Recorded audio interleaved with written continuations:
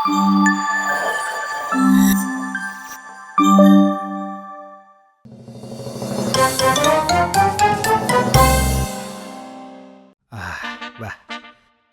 ఆదివారం వచ్చిందంటే హ్యాపీగా వేరబ్బా. ఆఫీస్ ఉండదు, ఏముండదు, టీవీ చూద్దాం. ఈ వారం రాశి ఫలాల్లో మనం చెప్పుకోబోయే రాశి కుంభరాశి. మన రాసే. ఈ రాశి వారికి జనరల్ గా ఆత్రం ఎక్కువై ఏ పైనైనా 1కి 2 సార్లు చేస్తారు. ఏంటి మన పిల్లల గురించి చెప్తున్నాడు? కాదులే. ఏలినాటి శని పక్కకు తప్పుకుంది. ఏంటి పక్కింటి ప్రకాశ్ ఇల్లు ఖాళీ చేస్తున్నాడా? ఇలాంటి సమయంలో మీరు చేసే ప్రతి పని మీ జీవిత భాగస్వామికి సగమిస్తే మీకు వచ్చేది డబల్ అవుతుంది. సగమే కదా, సగమేంటి ఫుల్ ఇచ్చేద్దాం. దేనికి ఇవ్వాలి? దానికి ఇవ్వాలా, దీనికి ఇవ్వాలా? వద్దులే, దానికి ఇస్తే దీంతో బాధ, దీనికి ఇస్తే దాంతో బాధ. అసలు ఇది ఎవడంలే కదా. రాశి ఫలాలు గట్ట నేను నమ్మను, నువ్వు కూడా నమ్మకు. సర్లే, కాఫీ తాగండి. మన పక్కింటి ప్రకాష్ గారు ఇల్లు ఖాళీ చేస్తారనుకుంటా, ఇందాక రాశి ఫలాల్లో చెప్పారు. ఇప్పుడే ఇలాంటివన్నీ నమ్మనన్నారు. నిజమే, నేను నమ్మను. ఇందాకదే ఖాయం చేసుకో. ఏంటి ఇద్దరు ఎవరి గురించో మాట్లాడుకుంటున్నట్టున్నారు? మీ గురించేనండి.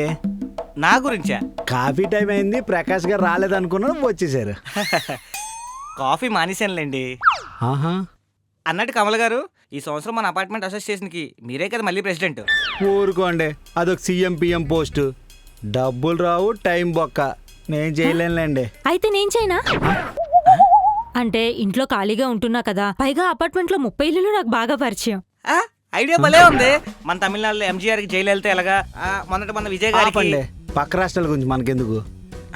అవును కదా. అయితే ఇప్పుడు ఏంటి నువ్వు చేస్తానంటావు? సరేనండి, అలానే ఖాయం చేద్దాం. అంటే ఎలక్షన్స్ ఉండవా? ఇది ఒక ఎమ్మెల్యే ఎంపీ ఎలక్షన్స్ పోటీలు చేయడానికి. ఆయన నీ మీద ఎవడు పోటీ చేస్తాడే? నేను చేస్తా. కమల్ గారు, వార్ బిగిన్స్ అండి.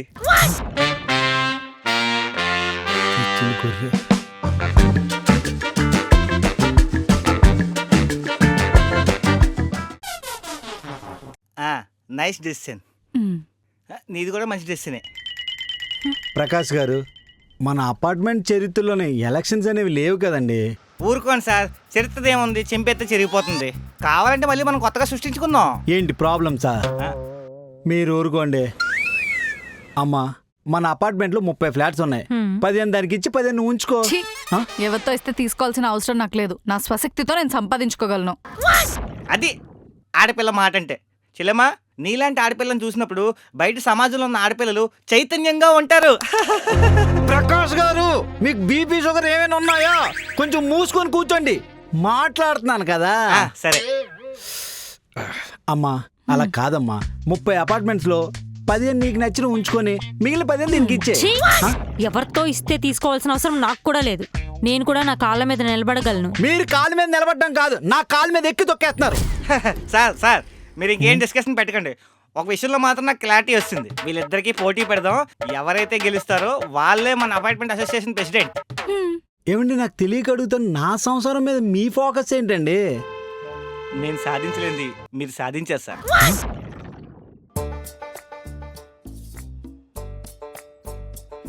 ఇప్పటి వరకు మన అపార్ట్మెంట్ చరిత్రలో ఇలాంటి ప్రాబ్లం అసలు రానే రాలేదు.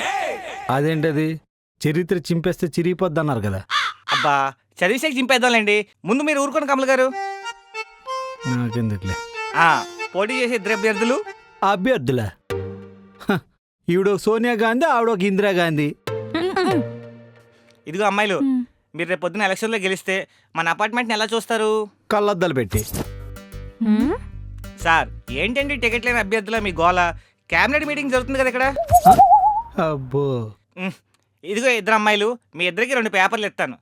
మీ ఇద్దరు మేనిఫెస్టో రాసివ్వండి. కాపీ కొట్టకూడదే. ఇదిగో నువ్వు రాసి, ఇక్కడ నువ్వు ఇక్కడ రాసి. ఇదిగో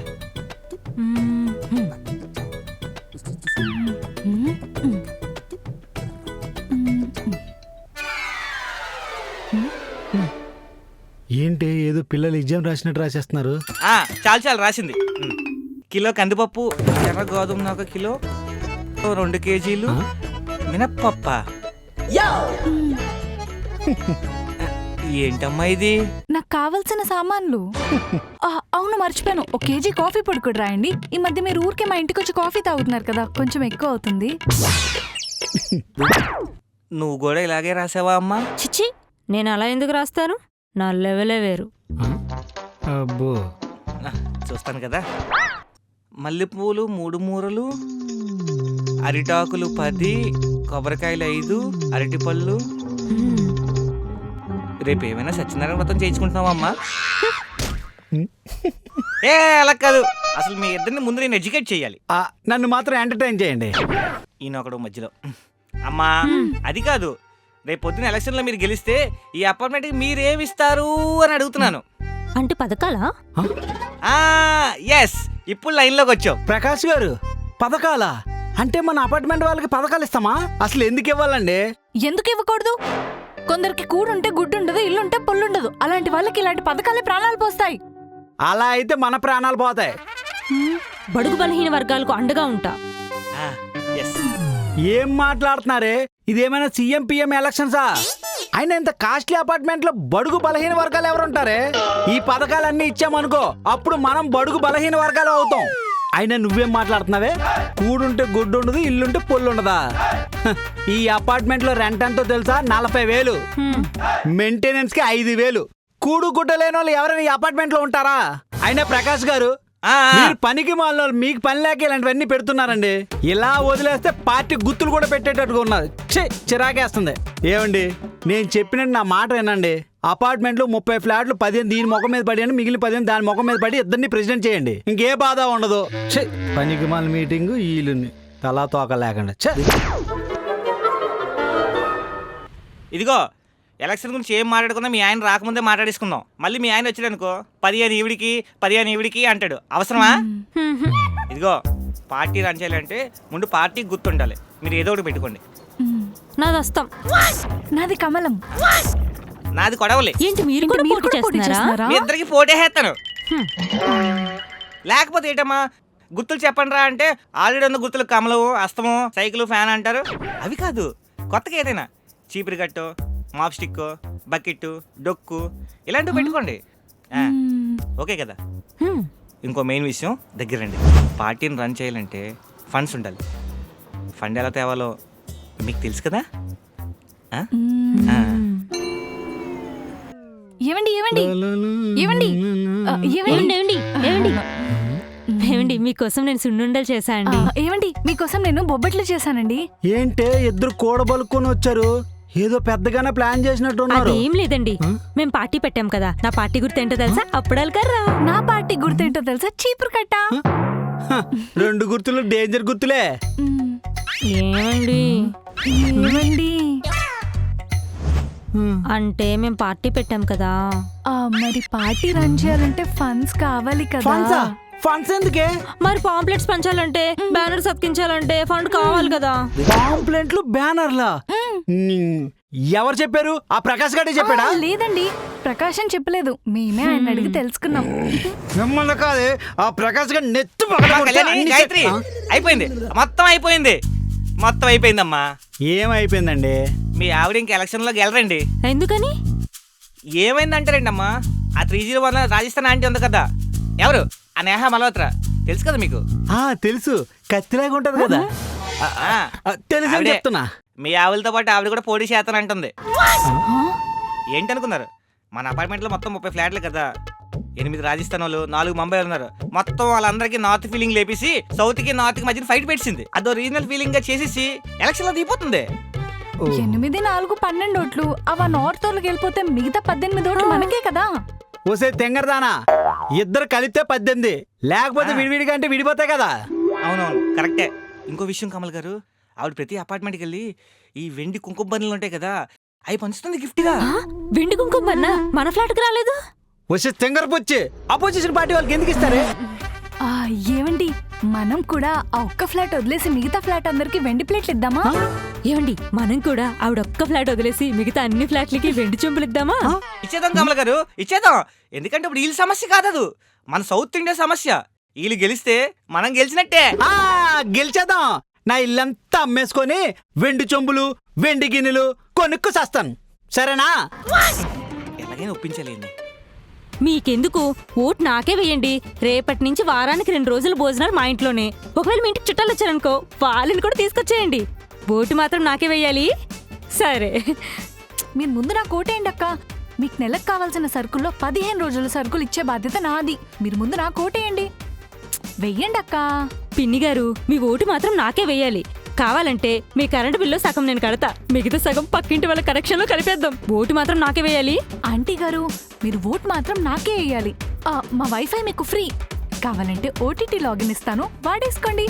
కానీ ఓటు మాత్రం నాకే వేయాలి. ఎక్కడున్నారా? రండి. మీ అమ్మ కడుపుల మాట ఎక్కడ ఏమైందండి? బుర్రగట్ట పోయాయంటే అపార్ట్మెంట్ లో ప్రతి ఫ్లాట్కి వెళ్ళి వైఫై ఇస్తాం, ఓటీటీలు ఇస్తాం అని అంటున్నావట.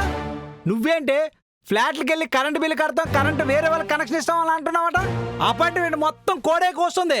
ఏమండి, అపోజిషన్ పార్టీ వాళ్ళ మీద మనం గెలవాలంటే ఆ మాత్రం ఖర్చు పెట్టాలి మరి. ఏమండి, అపోజిషన్ పార్టీ ఎంత ఖర్చు పెట్టినా దానికంటే రూపాయి ఎక్స్ట్రా ఖర్చు పెట్టైనా సరే గెలిచేది మనమే అండి.